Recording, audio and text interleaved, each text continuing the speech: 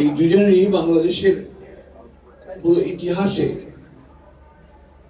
যে কত বড় অবদান এবং তাদের যে কাজগুলো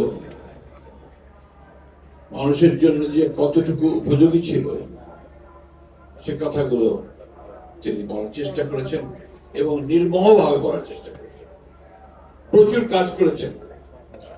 শহীদ প্রেসিডেন্ট জিয়া রহমান সাহেবের বইটা লিখতে তিনি প্রায় 5-6 বছর সময় নিয়েছেন।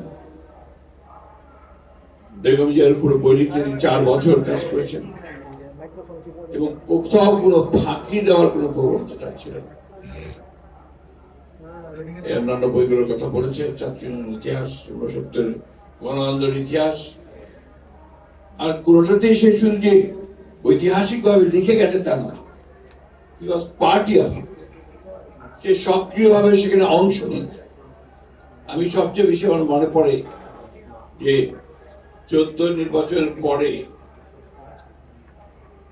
18 নির্বাচনের আগে এই সময়টা সে তখন সমস্ত দলগুলোকে ঐক্যবদ্ধ করবার জন্য মাহবুবুল্লাহ ভাইয়ের যে প্রচেষ্টা ছিল, ভাই সে প্রচেষ্টা ছিল একটা অসাধারণ প্রচেষ্টা, এবং তারা ছিলেন বলেই সেদিন বোধহয় সেই বাম ডান সবাই মিলে একটা জায়গায় আসা সম্ভব হয়েছিল। একেবারেই গণতন্ত্রের বিশ্বাসী মানুষ ছিলেন এবং সেই গণতন্ত্রকে প্রতিষ্ঠা দেওয়ার জন্য তিনি কাজ করেছেন। ছাত্র জীবনে আমরা সবাই জানি যে আমরা সবাই বেশিরভাগই বিপ্লবী রাজনীতির সঙ্গে জড়িত ছিলাম।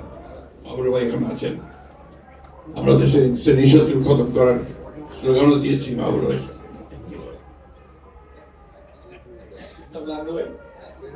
তো সেই শ্রেণীশত্রুর ব্যাপারটা যে সঠিক ছিল না, খতম করার ব্যাপারটা সঠিক ছিল না, এবং তারপরে আমরা যে আমাদের রাজনীতি যে চিন্তা ভাবনার পরিবর্তন সব মিলে যে একসাথে কাজ শুরু করেছিলাম। আজকে অন্তত আশাবাদী আমরা সবাই, সেই ফ্যাসিবাদের পরিবর্তন হয়েছে, ফ্যাসিবাদ পালিয়ে গেছে এবং সেই আন্দোলনের মধ্যে দিয়ে পালিয়েছে।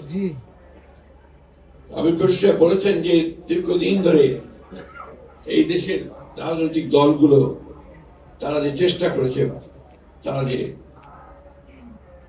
ফ্যাসিবাদের বিরুদ্ধে লড়াই করেছে, সংগ্রাম করেছে, সব শেষে ছাত্র এবং জনতার সমবেত প্রচেষ্টায় সেই সম্ভব হয়েছে। আজকে একটা আশার আলো সবাই আমরা দেখতে পাচ্ছি যে আবার নতুন করে বাংলাদেশকে আমরা গড়ে তুলব। সবাই এই কথাটা বলছি, এটাতে সবারই আমার আরো অনেক বেশি আন্তরিক হওয়া প্রয়োজন।